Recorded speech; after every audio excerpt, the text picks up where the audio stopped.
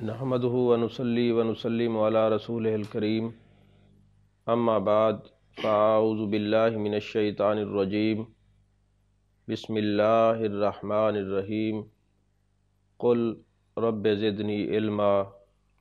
صدق اللہ العظیم وصدق رسولہ النبی الکریم،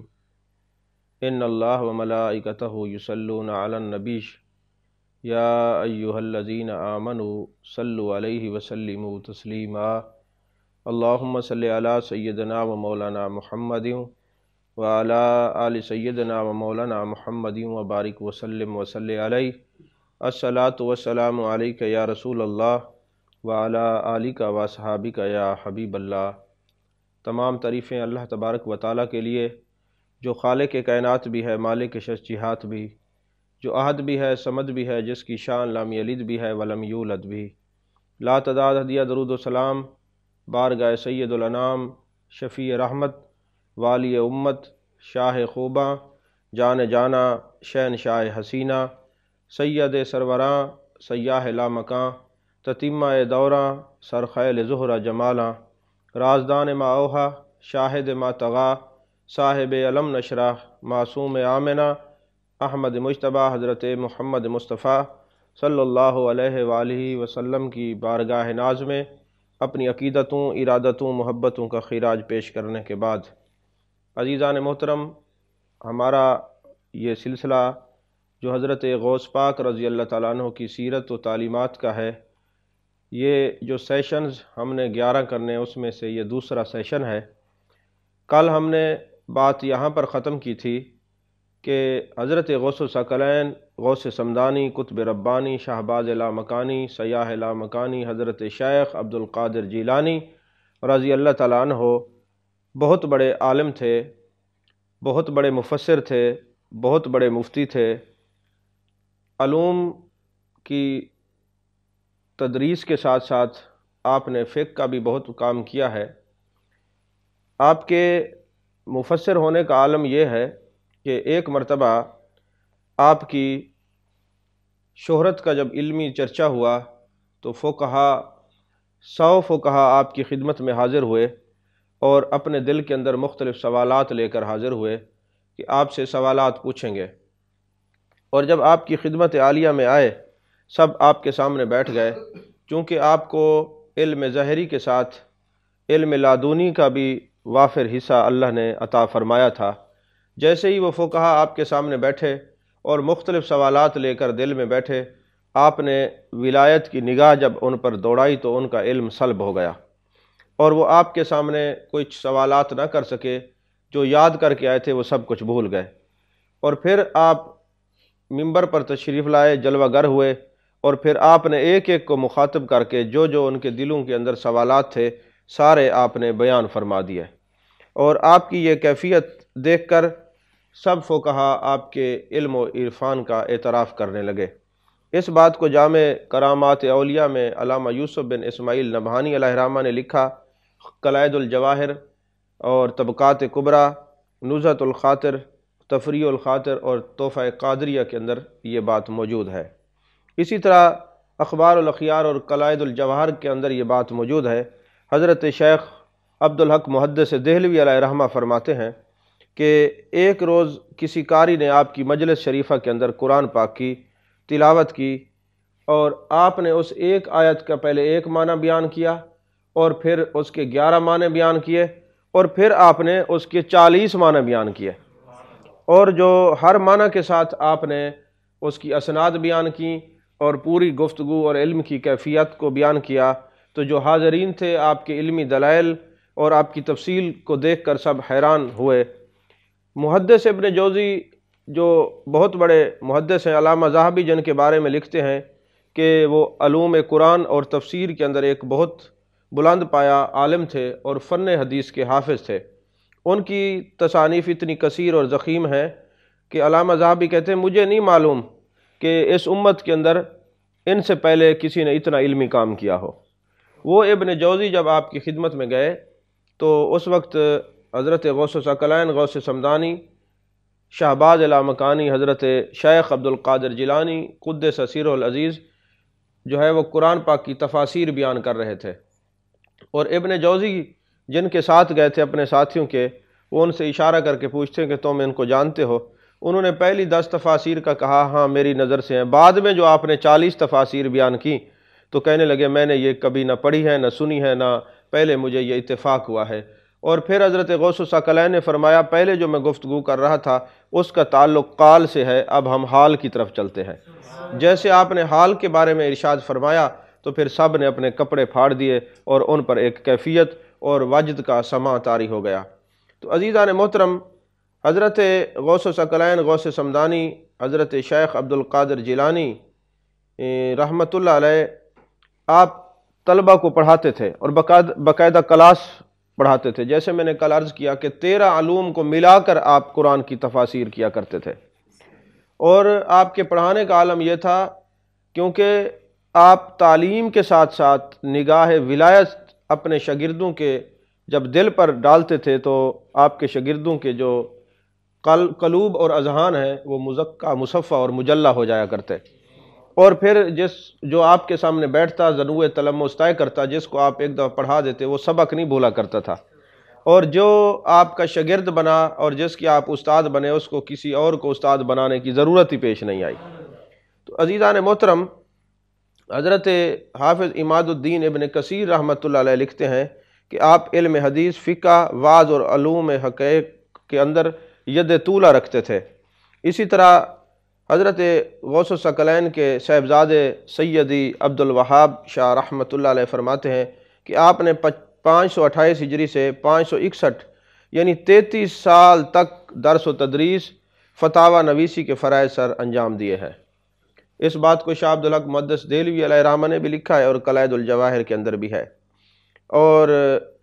علماء عراق اور دائیں بائیں سے لوگ کافی سارے آتے اور آپ کے سامنے جب فتاوی جات رکھے جاتے آپ بغیر سوچے سمجھے فوراً اس کا جواب دیتے، اور جو علماء تھے یا فقہا تھے یا اس وقت کے مفتیان کرام تھے وہ حیرت میں پڑ جاتے اور کسی کو بھی آپ کے فتویٰ کے خلاف بات کرنے کی جرأت نہ ہوتی۔ اور حضرت امام شعرانی فرماتے ہیں کہ جب آپ کے فتاوی جات جو ہے لوگ پڑھتے تو ان کی زبان سے نکلتا سبحان من انعم علیہ، کہ پاک ہے وہ ذات جس نے غوث پاک کو اتنا علم عطا فرمایا ہے۔ تو اسی طرح علماء عراق اور جو دوسرے مفتیان کرام تھے وہ آپ کے علم سے فیض یاب ہوتے تھے۔ ایک عجیب مسئلہ آپ کے سامنے پیش ہوا، وہ یہ مسئلہ یہ تھا کہ ایک شخص نے یہ کہہ دیا کہ اگر میں کوئی ایسی عبادت نہ کروں جس عبادت میں یکتائی ہو، یعنی کوئی میں ایسی عبادت اگر نہ کر سکوں کہ جو کوئی اور بھی کر رہا ہو، یعنی میں تنہا ایسی عبادت نہ کروں تو میری بیوی کو 3 طلاقیں ہو جائیں۔ اور جب یہ مسئلہ بڑے بڑے لوگوں کے پاس گیا تو انہوں نے کہا ظاہر سی بات ہے، اگر کوئی نوافل تو پڑھے گا تو کوئی اور بھی پڑھ رہا ہوگا، تو درود شریف پڑھے گا تو کوئی اور بھی درود شریف پڑھ رہا ہوگا، جو تو کام کرے گا تو کوئی اور بھی کر رہا ہوگا، تو جب تو بھی کوئی بھی عبادت کرے گا کوئی اور کر رہا ہوگا تو تیری بیوی کو 3 طلاقیں ہو جائیں گی۔ تو کسی نے کہا کہ آپ کو پریشان ہونے کی یا بھٹکنے کی ضرورت نہیں ہے، آپ حضرت غوث الثقلین کی خدمت میں جائیں، وہ اس مسئلے کا حل فرما دیں گے۔ جب غوث الثقلین حضرت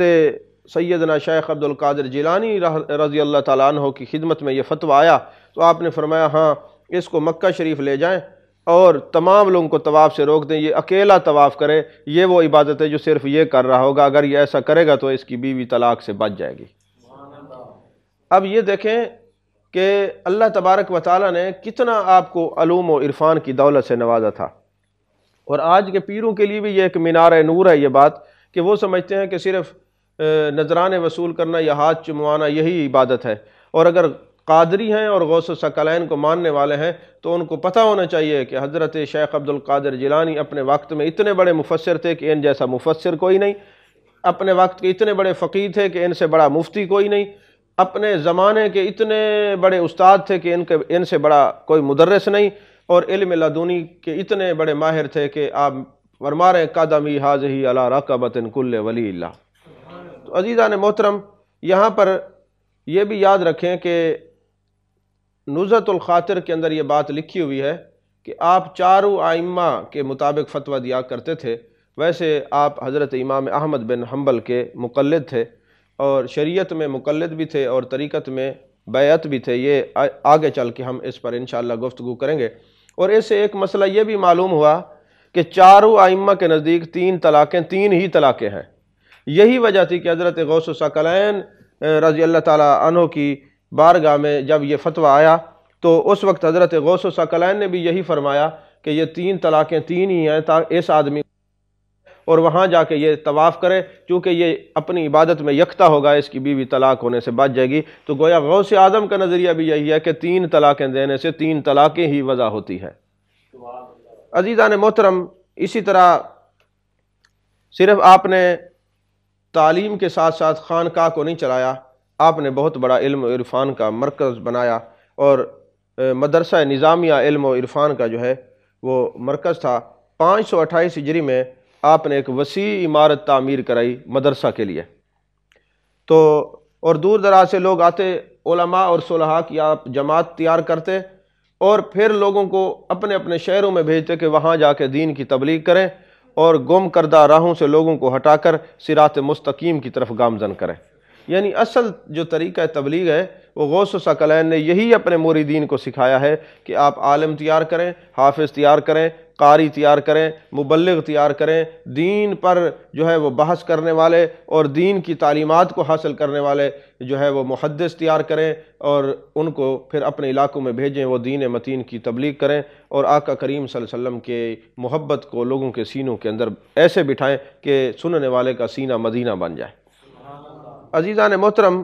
آپ نے بڑی جانفشانی سے لوگوں کو دین پڑھایا ہے۔ آپ کا ایک شاگرد تھا جو کند ذہن تھا،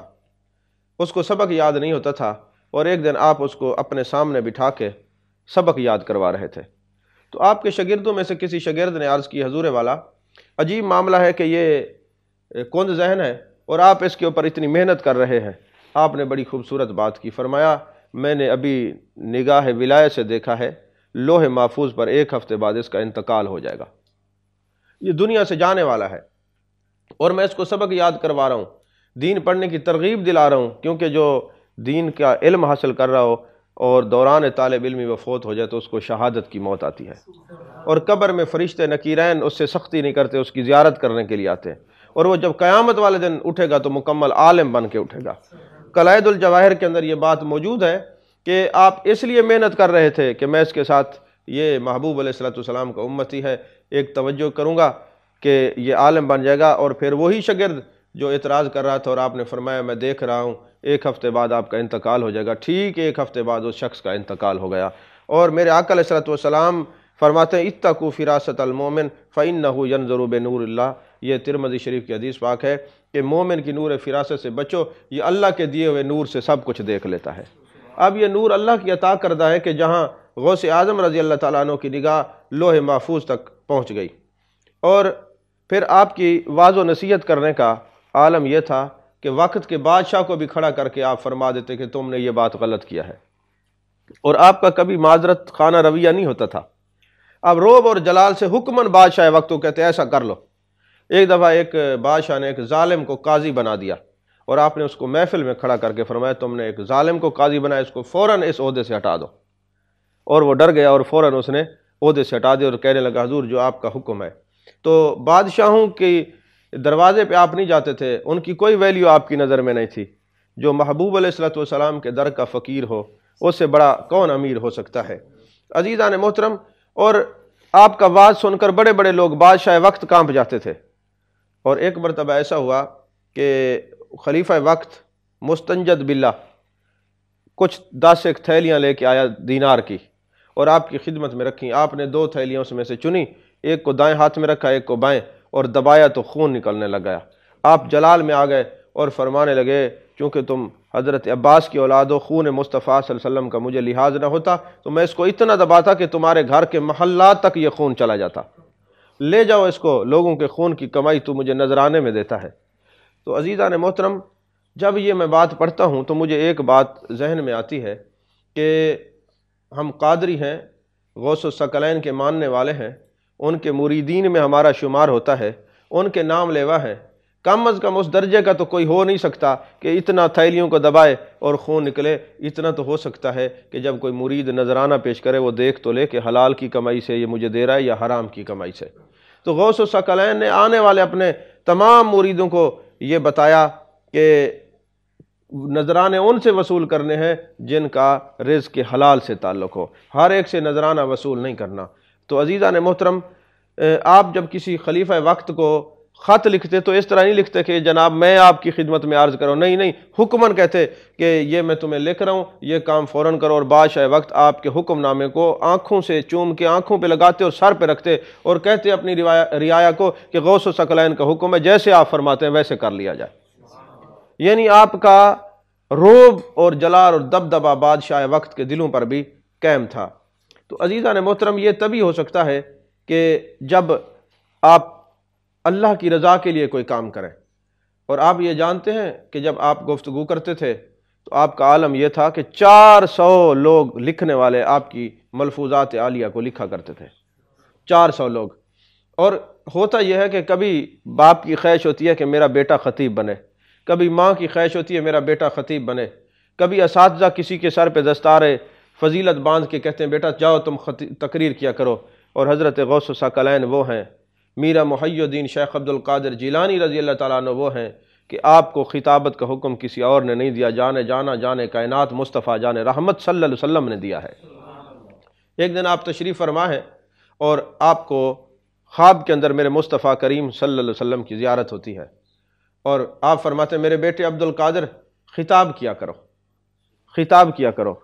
اب دیکھو نا، آج کوئی اہل علم میں سے کوئی خطاب کرے نا تو بعض ان پڑھ حضرات فتویٰ لگاتے ہیں، دیکھو جی یہ تو مولوی ہو گئے، ان کو کیا پتہ طریقت کیا ہوتی ہے، یہ تو مولوی ہیں، ہمیں طریقت ہے، اور یہ دیکھو جی یہ خطاب کرتے ہیں، تقریریں کرتے ہیں، خطاب کرنے والا تقریریں کرنے والا ولی تھوڑا ہوتا ہے۔ تو میں نے کہا عبد القادر جیلانی سے بڑھ کر کون بڑا ولی ہو سکتا ہے؟ اور پھر خطابت ہی ناپسندیدہ عمل ہوتا تو جانا فرماتے عبد القادر خطاب کیا کر۔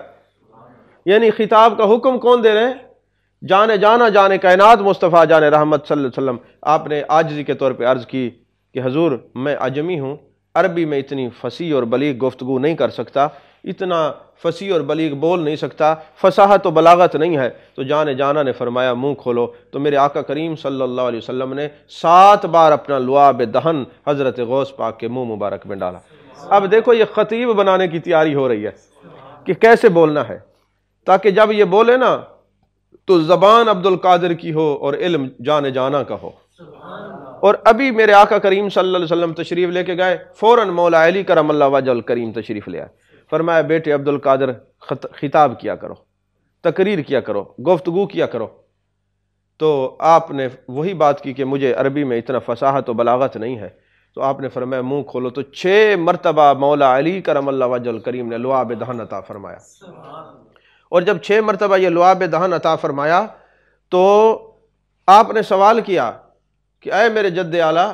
جانے کائنات مصطفیٰ جان رحمت صلی اللہ علیہ وسلم نے 7 بار لعاب دہن عطا فرمایا، آپ نے 6 بار فرمایا ادب کی وجہ سے میں نے 1 بار کم کیا تاکہ برابری نہ ہو۔ تو میرے نبی کے صحابہ وہ ہیں جو خواب میں برابری نہیں کر سکتے، وہ جاگتے ہوئے کیسے برابری کا دعویٰ کر سکتے؟ اور پھر کسی کو کوئی یہ ذہن میں سوال ہے کہ جب جانے کائنات مصطفیٰ جان رحمت صلی اللہ علیہ وسلم نے لعاب دہن عطا فرمایا تھا تو پھر مولا علی کرم اللہ وجہ الکریم نے کیوں عطا فرمایا ہے؟ جب آپ قرآن پڑھتے آیات کے ہوتے ہوئے تفسیر کیوں پڑھتے ہیں؟ تو تفسیر مزید آپ کے علم کو نکھار دیتی ہے، اسرار و رموز کو، مفاہیم و مطالب کو نکھار دیتی ہے۔ اور آپ نے اس لیے لعاب دہن عطا فرمایا کیونکہ میرے آقا نے فرمایا آنا مدینۃ العلم وعلی بابھا، میں علم کا شہر ہوں اور علی دروازہ ہے۔ تو مدینۃ العلم سے جو فیض ملا ہے تو باب العلم سے بھی فیض ملے، تاکہ پتہ چلے کہ یہ جو غوث اعظم بولتے ہیں یہ فیض ان کے اپنے گھر کا ہی ہے، اور تاکہ یہ سارے ابواب سخن کھل جائیں، سارے گفتگو کے دروازے کھل جائے۔ اور پھر یہی ہوا کہ آپ نے ایسے خطیب بنے کہ 400 خطبہ آپ کے سامنے ہوتے، 400 آدمی آپ کے سامنے لکھنے والے ہوتے، اور ہزاروں کی تعداد میں خطبہ ہوتے۔ اور آپ کی یہ قبلہ کرامت ہے کہ جب آپ گفتگو فرماتے، جیسے آپ کی گفتگو پہلا بندہ سنتا 50,000 کے مجمع میں آخری بھی گفتگو وہی سنتا، یہ آپ کی کرامت ہے۔ تو عزیزان محترم، اور آپ کے پاس جو ہے اتنا رش ہوتا کہ دور دراز تک جو ہے لوگ آپ کی گفتگو سننے کے لیے آیا کرتے تھے۔ اور شیخ عبداللہ جبائی فرماتے ہیں کہ مجھے حضور غوث اعظم رضی اللہ تعالیٰ نے بتایا کہ ابتدا میں میرے پاس 2-3 لوگ بیٹھا کرتے تھے۔ پھر جب جانے جانا کا کرم ہوا، مولا کائنات نے مہربانی فرمائی، شہرت ہوئی، تو میرے پاس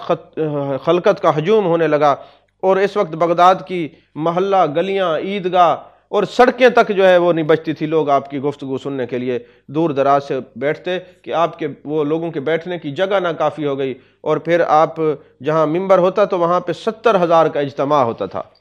70,000 کا اجتماع۔ تو اس بات کو باجت الاسرار میں بھی لکھا ہے، کلائد الجواہر نے بھی لکھا ہے، سفینۃ الاولیاء نے بھی لکھا ہے، اور حضرت سیدنا عبد الوہاب رضی اللہ تعالیٰ عنہ آپ کے بڑے صاحبزادے ہیں، حضرت غوث پاک کے بڑے صاحبزادے کا نام حضرت سیدنا عبد الوہاب ہے، پھر ان سے جو چھوٹے ان کا نام سیدی عبد الجبار ہے۔ تو وہ فرماتے ہیں کہ آپ کی مبارک مجلس میں علماء، فقہا اور مشائخ کثرت سے موجود ہوتے، اور آپ کی مجلس میں افاضل علماء، جو بڑے علماء ہوتے ہیں جن کی تعداد 400 تھی، وہ قلم دوات لے کر آپ کے سامنے بیٹھتے اور آپ کی گفتگو کو لکھا کرتے تھے۔ اور یہی وجہ تھی، کلائد الجواہر کے اندر یہ بات موجود ہے کہ عوام کی کثرت میں، تعداد میں زیادہ ہونے کی وجہ سے مدرسہ کی عمارت کی وسعت ناکافی تھی، لوگ باہر جو فصیل بنی ہوئی تھی اس سے باہر سڑکوں تک لوگ محدود تھے، اور آپ نے وہ سارے ارد گرد کے مکانات لے کے اس کو اتنا بڑھایا تاکہ ہزاروں کی تعداد میں لوگ آپ کا خطاب سننے کے لیے بیٹھ سکیں۔ تو حضرت شیخ عبد القادر جیلانی رضی اللہ تعالیٰ عنہ کی ذات ببرکات کو آپ ملاحظہ فرمائیں تو آپ کو یہ پتہ چلے گا کہ اپنے وقت کے بہت بڑے مفسر، اپنے وقت کے بہت بڑے محدث، اپنے وقت کے بہت بڑے مبلغ، اور علم ظاہری کے ساتھ علم باطنیہ سے مالا مال شخصیت حضرت سیدنا شیخ عبد القادر جیلانی رضی اللہ تعالیٰ عنہ ہیں۔ آج ان کا نام لیوا جتنے لوگ ہیں ان کی تعلیمات پر عمل کرنا چاہیے، اور دیکھنا چاہیے کہ حضرت غوث الثقلین خطاب بھی فرماتے ہیں، آپ ذکر اذکار بھی کراتے ہیں، آپ مجالس بھی منعقد کرتے ہیں، آپ جو ہے وہ یتیموں، مساکین، بیوہ کی مدد بھی کرتے ہیں، اور اس طرح نہیں کہ رواجی طور پہ پیر نہیں ہے، حقیقت میں تعلیمات تصوف اگر دیکھنی ہو اور حقیقت میں سلسلہ قادریہ کا وجود دیکھنا ہو تو آپ حضرت غوث الثقلین کی کتب کا، آپ کی تعلیمات کا، آپ کے خطابات کا مطالعہ کریں تو آپ کو پتہ چلے گا کہ حضرت سیدنا شیخ عبد القادر جیلانی رضی اللہ تعالیٰ عنہ کتنی بڑی شخصیت ہیں، اور یقین فرمائیں ہمیں تو اس بات پہ فخر ہے کہ ہم قادری ہیں اور غوث الثقلین کے ماننے والے ہیں۔ یہی وجہ ہے کہ حضرت غوث الثقلین فرماتے ہیں کہ جب تمہیں کوئی ضرورت پیش آئے تو اللہ کی بارگاہ میں میرا وسیلہ پیش کرو، میرا نام لے کے خدا سے مانگو، تمہیں اللہ تمہارے سوالات کو رد نہیں کرے گا۔ یہی وجہ ہے کہ ہمارے بزرگوں نے بالخصوص خواجہ خواجگان حضرت خواجہ فقیر صوفی محمد نقیب اللہ شاہ رحمۃ اللہ علیہ، ہمارے آقا نعمت، ہمارے مرشد کریم نے اپنے ایک ایک مرید کو قادری ہونے کا سبق دیا ہے، اور غوث اعظم سے ایسا رشتہ جوڑا ہے جیسے غوث پاک نے فرمایا میرا نام لے کے دعا مانگو گے دعا قبول ہوگی، تو آپ نے ایک ایک مرید کو یہ سبق سکھایا کہ الہی خیر گردانی بحق شاہ جیلانی، الہی خیر گردانی بحق شاہ جیلانی، الہی خیر گردانی بحق شاہ جیلانی جب کوئی پڑھتا ہے اور اللہ کی بارگاہ میں